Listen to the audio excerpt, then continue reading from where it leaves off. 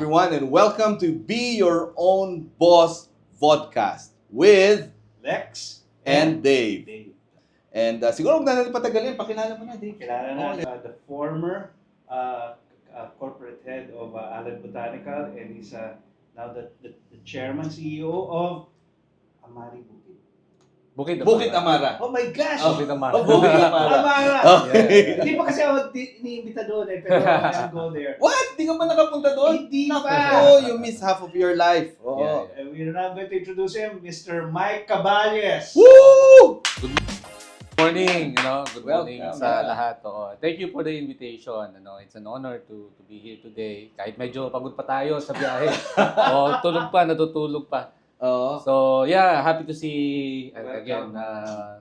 old friends, from the industry. We've been together for many years in the previous corporate namin. So, yeah, thank you for the invitation. Thank you for Yeah. coming. Thank you for coming, Mike. Teka, sabi mo, pagod pa sa biyahe, saan ka pa galing? I just came from Davao. Actually, I came from the mountain pa sa Kapatagan. Wow. Yesterday. And then from there, we went direct back to Manila. Oh. So just visiting some farms and reminiscing the old work that we used to do. Yeah. Field work, namimiss ko yung field work eh. Aha. Kaya we went there, together with all former colleagues natin, just to explore other opportunities naman for the farmers, Wow. as part of our advocacy. Oh. Kasama Yeah. namin si Mike bumabiyahe sa saka. Tinitingnan namin yung farm nila and to see how our products are affecting their lives. Hindi lang yun hindi lang yung harvest, but Yeah. Yes. how it's actually impacting their lives because yun naman ang gusto namin mangyari. Correct. We're able to change their lives for the Yeah, better. for the Correct. better, yes. Pero Mike, what do you do now? Well, ngayon after I would always say na I'm a retiree, no. I retired from our corporate in 2012, and then after having managed the business of Allied, so we decided to move back to the province, and sabi ko, since agriculturist naman tayo, sabi ko kay Mrs. try natin mag-explore ng farming. So when we were trying to figure out what kind of activity we're gonna do or the business, sabi ko, let's explore farm tourism. So the Bukid Amara we built in Lucban, Quezon is basically a farm tourism destination. No? We built that from the ground up as a sort of parang na-stress tayo sa corporate so nag-retire ako kumbaga, and we Oh. wanted to take it easy, take it slow, enjoy it. Of course, it's scary, kasi coming from a corporate career, being an agripreneur after, medyo ang daming unknown, ang daming risk. But sabi ko, sige, nandiyan na tayo, napasubo na eh. So what we did is, we capitalize on our strength. Sabi ko, sige, total, agriculturist tayo. We have plenty of experience. So I think, marami naman tayo nakitang successful ng mga non-agriculturist na sa field ng farming, di ba? So tayo naman may technical know-how na. So I think it would be easier for us to do it. So that was 2018 when we started Bukid Amara. So it took you 6 years before you eventually Yes. started from the time of retirement. Correct. Okay, Well, wow. sorry. I became the executive of Allied 2012. Talaga ako Okay. nag-take over ng Alright. business. Ako may kasalanan nun. Yeah. Sorry. O nga, you called me up, no? But you came Oo. from He another was, country. I was in already Canada. Canada. Yeah, because my wife is from Toronto. Oh. And then, alam naman, nagpaalam tayo sa ating former boss na I'm gonna move there when I get married. And then, luckily, when our partner, actually, the Dutch partner we have, Rex One Seeds, heard that I'm moving to Toronto, they offered me a job. Maganda na yung trabaho niya. Galing. Oo. Again, it's my fault. Sabi ko, wow, di pa ako nakakarating doon, may naghihintay na. Yeah. And then I was assigned as a technical sales, I'm based in Toronto, but I was assigned to cover East Coast of the US, from Florida to Michigan. Wow. So I was doing that for a couple of months. And I was reporting to the Salinas office in California in the US. So, and then you called, and then our friends wanna call, and then Mike, sabi nila, you may have to come back and help out. So I talked to my wife, yeah, then we came back, and yun nga, assist in the turnover, yung transition sa negosyo. So after Mr. Willie passed away, we took over, and fortunately, with the help of the employees and with the support of everyone, we were able to double the size. Wow. But again, with size comes responsibility. So na-stress ako masyado kasi everyone is happy with the turnaround and everybody wants more business. So ang dami mga business expansion proposal and plan. Sabi ko parang hindi yata ito yung gusto namin ni Mrs. Kaya kami bumalik. So that's when we decided, okay. Okay. What year was that? 2018. 2018 din. 2018, no? So 2018, so finally, syempre, stress na ako noon. I mean, yung health natin, di ba, crucial. Right. So we were discussing yung quality of life in the city. So sabi ko, sige, we thought of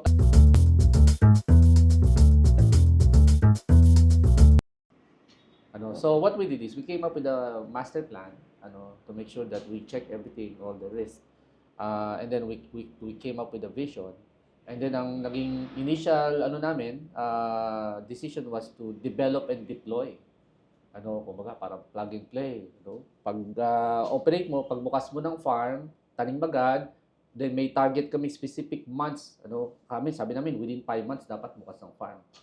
Remember in farming, maraming farming, ilang taon na, hindi pa rin buo yung kanilang konsepto, di ba? Kasi wala nga plano. Right. Walang master plan. Wow. We did it differently. Sabi ko, ang gusto ko, within 5 months time, may mapapakita tayong product or service sa tourism industry. And that's what we did. We capitalized, again, since sanay na tayo sa pagpatatanim, And remember, every year in the company, we do flower showcase and vegetable showcase. Hold on. Kasi Oo. Mike is talking about tourism. Tourism, yes. Agri-tourism. Is that Farm tourism. yes. farm tourism. Yes. Familiar ba kayo doon sa mga sunflower farm? Yeah, sunflower maize. Oo, So, yung mga sunflower ganyan. maize.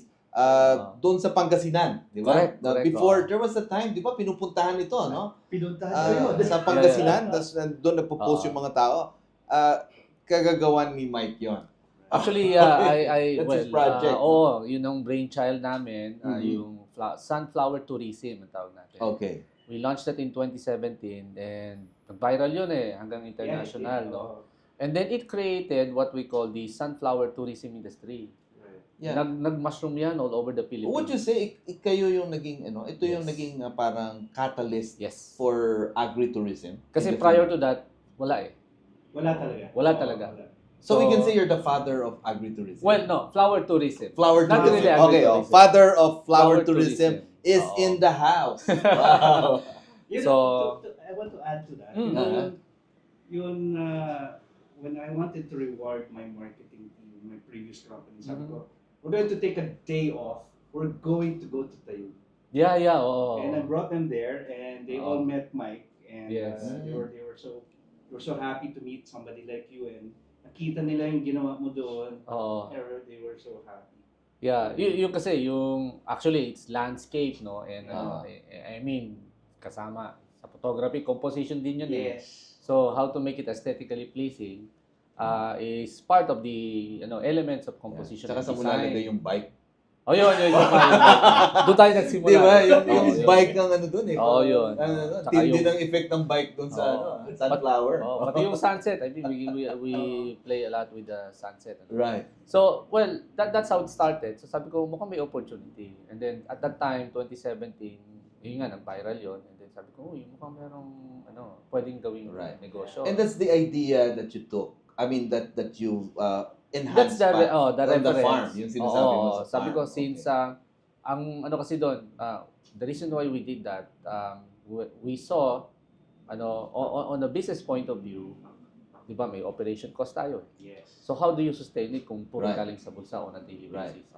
So sabi ko, since yung concept ng tourism na yon, we normally charge for the entrance fee to parang flower park, you go there and then you enjoy the blooms and then of course we charge the entrance fee. So sabi namin, sige, to make it parang liquid, siguro we do that in 5 months time. Sabi ko, November ang target. Actually, target namin November 1st, 2018. So sabi namin, dapat October 25, meron na tayong blooms, So, nag-open kami June 1. Imagine mo how quick we did the development. So, kasi, syempre, nauubos yung fund mo Yes. So, So, kailangan may daily, may pumapasok na income. Yun ang ginawa namin at the first. But of course, that's not all about tourism kasi we have planned for a diversified revenue stream. Even before we put that farm, a year before, we came up muna with 4 brands eh. Meron na kami naka-pipeline ng mga brand na i-release. Tourism is just one of the brand. And then there's the production brand, which is now Grab and Grow. Naka-release na namin yan sa market. And it will be a So trade. Grab and Grow is your It's brand? our brand also. Oh, wow. So, dalawa na. It's a gardening brand actually. It's convenience gardening. Mhm. But anyway, so yun yung pangalawa. And then the other one in our plan was what we call growing innovation. So then, dyan pumasok ngayon yung smart farm. Yung mga introduction ng mga new varieties. For example, Japanese melon. We were the first one to introduce Japanese melon production in the country. I developed that for a couple of cycles. Parang 3 taon namin pinrefect yung technology. So innovation in terms of smart and precision agriculture. Yan pa yung isa naming And then last brand namin is cultivating knowledge. Parang kayo sa training, skills and development. Right. Kasi what we see in Philippine agriculture, we lack talented agriculturists that is trained and experienced in terms of science-based farming. Yung greenhouses, hydroponics, and things like that. They are not skilled. Most of the agriculturists has no knowledge about it in the Philippines. Right. Why is it so? Well, una-una, hindi exposed ang ating government and the academe on such technology yet. Hindi ngayon medyo okay na. Noon wala eh. And then, secondly, lahat ng grower who practices it, they keep it to themselves eh. Secret daw eh. Trade secret, di ba? Sabi ko, I'd like to change it. Kasi our advocacy is to share what we know in agriculture. Tapos na tayo sa corporate world eh. Ngayon, it's our way of giving back. We want to share the technology to small farmers, agripreneur, especially young agripreneur, kasi we would like to encourage the young, the I generation, to engage in agriculture. Our average age of farmer now is 57 years old. It's getting older and older. A couple of years ago, it's only 53. Ngayon, 57 na this year. Mhm. So, nawawala na yung mga young. Walang new entrants Wala. into the field. So, that's why we engage in skill set training, cultivating knowledge on smart farming. Kasi ito yung in sa mga young. Kasi kami, tulad ngayon, cloud-based na kami. We can remotely control our some of our tools, yung mga auto-dosing system namin, irrigation system, tsaka nutrition. High-tech. Oh. Via cloud, via iPhone, via cellphone. Ah. Cellphone na kami, via app na. Nandun na tayo. So, later on, we will infuse more and more in technology. Oo. Sabi mo now, you share We share. technology. Sabi mo, We share. kadalasan, people don't want to share. Kasi sabihin nila, Oo. ba't ko i-share ito? Pagka sinare ko to, magiging Competition kalaban nila. ko pa sila. Yes. How come sa'yo iba ang mindset Kasi mo? ganito eh, if you keep to yourself and nobody can develop, walang friendly competition, there's no improvement eh. Now, if we share, let's say, okay, kaibigan, anong ginawa mo? Bakit nawala yung mga peso mong ganyan? And then you share.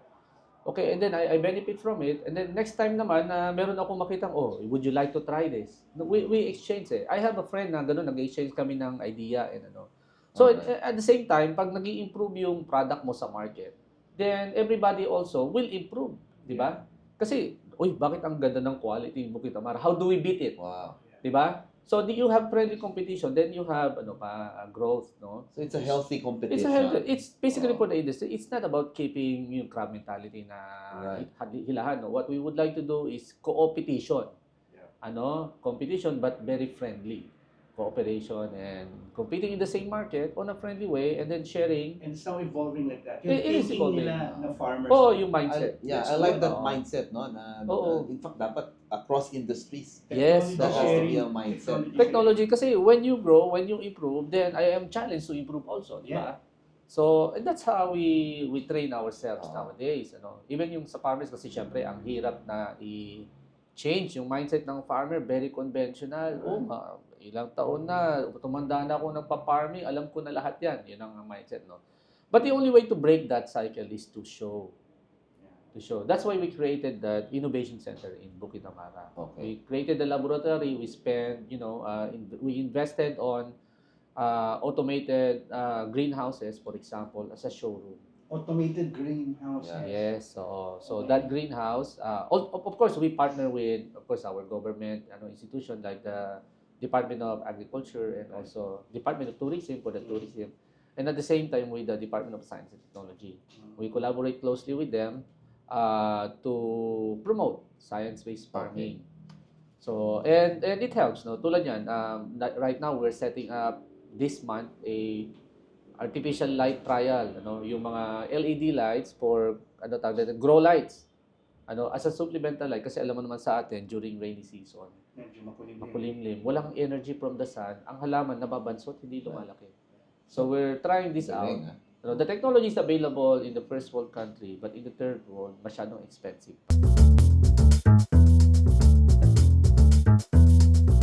Naalala ko nung pandemic, di ba, yung may maraming mga plantito. Yes. Doon ko nalaman yung mga grow light Sa na indoor, yan. di ba? Di ba? Sa kulong Oo, sa bahay. kasi nasa di ba? bahay. So ngayon, Yun. pang ano na siya, pang malakihang farming na. The technology is becoming more and more affordable worldwide. Yung nga lang sa Pilipinas dahil law of supply and demand, medyo mahal pa. It's Okay. still and the industry is still small. Right. I mean, and at the same time, kasi the reason why we advocate for smart farming, precision agriculture, if you compare Philippines to our ASEAN neighbors, we are maybe a few decades behind, unfortunately. Okay. Vietnam, we went to this place called Talat. It's there like Baguio, a highland. 13,000 hectare of greenhouse. The total Philippine, in our estimate, the total industry, greenhouse industry Philippine, less than 1,000. Total Philippines. Ito isang probinsya lang sa Sa Dalat. Vietnam. Oh. 13,000. We talked to the yung local government ng Vietnam, Dalat. Sabi nila, we invited them to kasi nag-benchmarking kami. This is also what we do. We bring in mga farm owner, nagbe-benchmark kami overseas. Sa Thailand, sa Vietnam, sa Taiwan, We go around, maybe later on sa Malaysia. Just for them to see the outside, kung ano yung meron ng mga kapitbahay natin. Kasi nakakahiya man sabihin, we are basically a couple of decades behind already. Farming doon, high-tech na, automotive, robotics na nga pinag-uusapan nila doon. So, that's a sad story for Philippines. So that's why sabi namin, maybe it's time for us to be the catalyst nga. Right. That's why we are putting this innovation center for farming. Yeah. So Mike, nag-start ka 2018, for Bukid Yes. Amara. Oo. Ngayon, with all the vision and all the Yeah. projects. So ngayon, where is Bukid Bukid Amara. Amara at this point? Bukid Amaro, Lukban, kasi syempre meron kaming 5-year plan doon. Yung 5-year plan, yung 4 na product o pipeline na sinasabi namin sa'yo, na-realize namin yun. Wow. Na-launch namin lahat yun. Yung tourism, yung recreation, which is tourism, and then yung production, which is the Grab and Grow brand. And then yung growing innovation, which is yung infusing yung farming, smart farming, and cultivating knowledge, andun na. Nagawa na namin yun kasi at the moment, we already crafted the training of trainer ng smart farming for the Agricultural Trade Institute, which will be the first ito i-announce ko na medyo early, but actually kaya busy February Dito nila narinig to. First First. we're launching the training of trainer. It's a season-long training of trainer module for the government. And we authored the module. We will launch it February 27, yung first module. Wow. So it's Calabarzon muna. So testing namin. Kung okay yun, then they will deploy it to all regional offices. Training. They will be trained first in my farm, and then hopefully they can. This is how we replicate kasi isa ako eh. Yeah. So cut and paste kailangan. Syempre, ang nakaisip namin, we partner with our government so that all the agricultural trainers natin, extension worker, will have the same skill Right. to train yung mga constituent nila in the regions. So they bring in the trainers sa'yo. And then we train them. You train them first one season. Yeah, And yes. then sila na ang magte-train. So then we also create the master plan for the development, yung roadmap nila. Kumbaga, we collaborate with them to create the roadmap for the development sa regions. So, yun na yun, yung 5 years na sinasabi ko sa'yo, we're already there. And then now we're, kasi 6 years na kami ngayon, So, 6 to 10 years na yung namin. Kasi may 6 to 10 year plan din kami Kasama sa negosyo yung pagpaplano, di ba? So, yun. Ang pangarap namin is yun nga, how to replicate. So just last year, we opened up Bukid Amara, Davao, Wow. May 9. So testing. Saan testing yung the Davao water. na Bukid This is in Talomo District, near, I think, UP Mindanao, malapit. Going towards to Tagu, Turil, sorry. Turil and going towards Digos and General Santos. Okay. So we want it within the city. Primarily because, in terms of tourism, 2 million ang population ng Davao eh. So that means yung possibility mo So, to... Davao, biggest city in the Yes, country, no? yes, oo. So that's why we position it there. And then at the same time, remember, Davao and Mindanao is an agricultural gateway. Yes. Right. For banana plantations and Fisheries malalaking also. fisheries also. Malaking industry ang agriculture sa Right. Mindanao. Oo. So, but nakakalimutan kasi yung high value vegetable. Majority is in the fruit crops, banana, pineapple, and then aquaculture. Pero alam mo naman dito sa Luzon may bagyo eh. Kaya problema tayo sa food security because lagi may typhoon. It's beyond our control. Beyond our control, so seasonal lang talaga ang crop mo. Right. Mindanao has very little typhoon Oo. and have a very nice, consistent weather pattern. Okay. Ang wala lang doon is, and then you have all the investor, all the corporate farmers are there. They have the financial capacity to invest in a scale Right. of production for export. I'm not talking about just domestic market. We would like to encourage them to produce quality produce for export market. Kasi remember, ang logistic ng Davao and the rest of Mindanao is well developed because of the plantation and the seaport, di ba? We have seaport easily accessible to Malaysia, Indonesia, Singapore, and the rest of the world. Di ba? So sabi ko, nandun na eh. Yung logistic facilities nandun, yung weather is right, you have variable weather, the area is, yung business community is nandun. And peace and order is different Peace and now. order is okay now. Oo. Right. Sabi, it's about time. Yeah. It's right. So, ang kulang lang is yung technology. We have to show them that it can be done. In fact, this season, para mas affordable, we started doing, we did Japanese melon. We did produce the first commercial Japanese melon, locally grown in the country. So, that's part of our innovation we did. So, again, tulad ng sunflower, sabi ko, anong susunod? When you did something, nagawa mo na, anong kasunod mong gagawin? So sabi ko, sige, we go for Mindanao. Okay, kasi ang Japanese melon dito, naka-greenhouse. Expensive daw ang greenhouse. True. So, but the greenhouse is just a house. It's a tool. It's not the whole thing. Kasi ang technology nasa skill. Your knowledge, your experience on the grow. So what I did in Davao is we planted it just a couple of weeks ago. Melon outdoor. Pero Melon ibang outdoor. system. Okay. Naka-drip irrigation, so it's still controlled. Kasi ang importante dito may sense of control kami. Pangalawa is naka-vertical. Instead na pinapagapang mo sa ground, Okay. what we did is first time ito, naka-trellis kumbaga. Okay. So then, we decided to improve the qualities. Kasi remember, when you shop sa supermarket, minsan class A supermarket, makita mo yung melon, pasa-pasa, di ba? Ang dumi-duming tingnan. Mga spot siya. Puro bruises. Yeah. Sabi ko, my goodness, itong gantong melon sa ibang bansa, tinatapon yan. Oo. And yet, dito sa atin, 150 peso, 200 peso per kilo. Di ba? Sabi ko, the quality is very poor. So, ito yung sinasabi ko, we really have to level up Right. Yeah. the game. Right. And that's what they were doing now in Davao. In fact, ngayon, nung isa pa nakita namin opportunity, Hami melon. If you've heard about Hami melon. Hami melon is a Chinese bread na melon. 100% of Hami melon, especially during, New Year, Chinese New Year, nanggagaling lahat sa overseas, either Taiwan, Vietnam, or China. Walang local.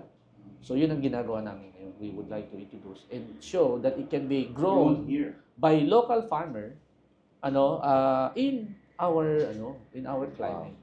It's all about suitability. So these sort of things we need to show. But we need to replicate it. If I only have it in Luzon, only Luzon people ang Will enjoy makikinabang.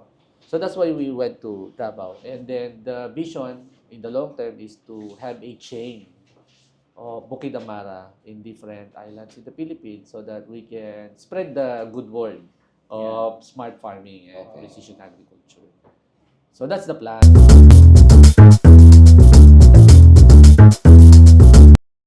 So how do you refer to what you do? Not just an entrepreneur. You're Well, I would say parang sort of social and agripreneur, no? social agripreneur. Si Mike help introduce French beans. Yes. In the Philippines, French beans. At Yeah. saka yung arugula Yes, na kinakain sa salad. Yeah. Siya rin yun. Yeah. Arugula and French beans, it's this guy who introduced it.